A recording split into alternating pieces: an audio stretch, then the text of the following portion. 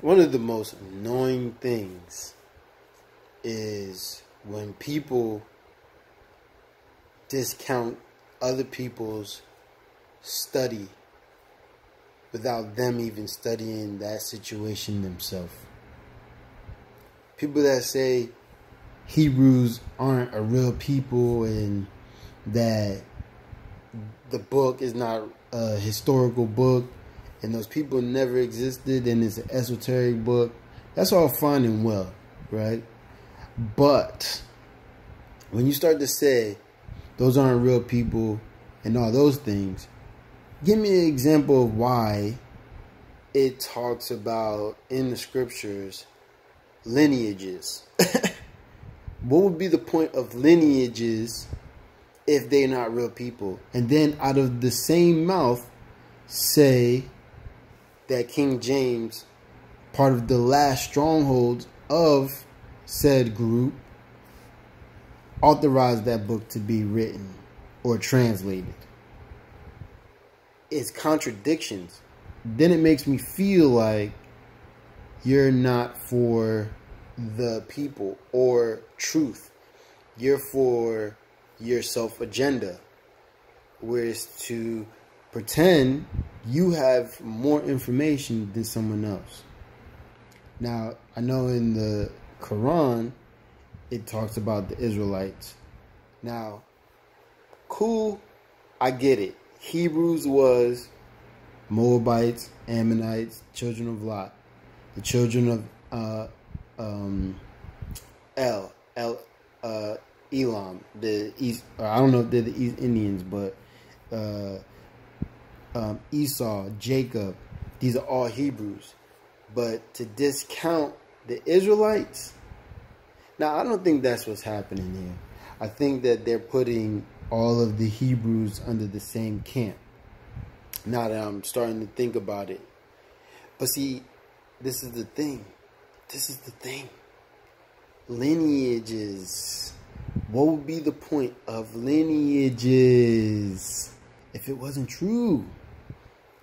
It would be more like the Book of Enoch, where there's a lineage in there because he says who's his father, and who's his father. Or it would be more like the book of the Emerald Tablets, where it's just knowledge-based esoteric information, or the Kabbalion, or the Zohar, or the Essene Gospels of Peace, or the Lost Books of Enki. Even in the Lost Books of Enki, it gives you lineages. So so a lot of this, when you hear people say something is fake, okay, if it's fake, cool, but why do lineages? Why do fathers of fathers of fathers? What would be the point of doing that multiple times in Genesis and in Chronicles? I mean, even in the first book of the New Testament, it talks about that. About Christ in the 14 generations, and then the 14th generation from that generation. What would be the point? Even in the Nag Hammadi text, it doesn't have no lineages in there. Not that I know of. It talks about the family, like it talks about Muhammad's family coming from a priesthood family, but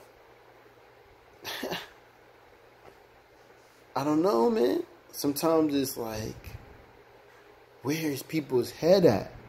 Now, if you're coming from the standpoint that there was Magi's, and the Magi's were the priests, and the Magi's held a lot of sway with the people and the overall conglomerate of the world, and they had magical powers, I could get behind that.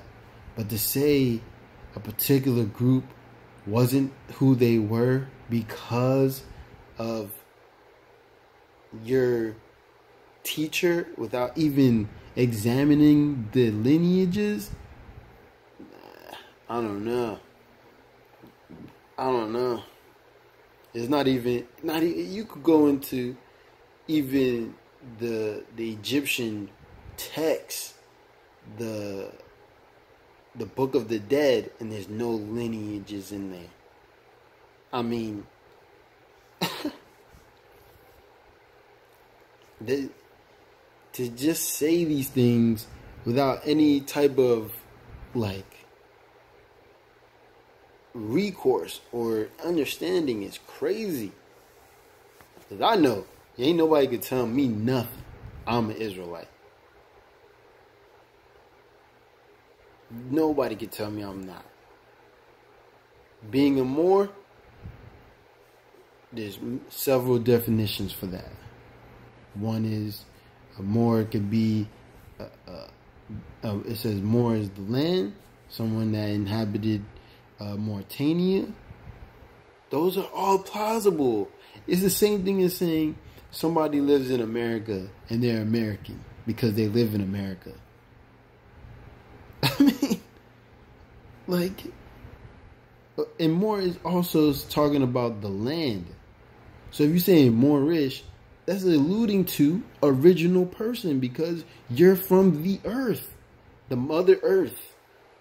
I mean, some of these things, I feel is retarded to even argue. It's retarded to argue. You only argue it because you don't do any research or you lack understanding. See, one of the things that the scripture says is with all thy getting,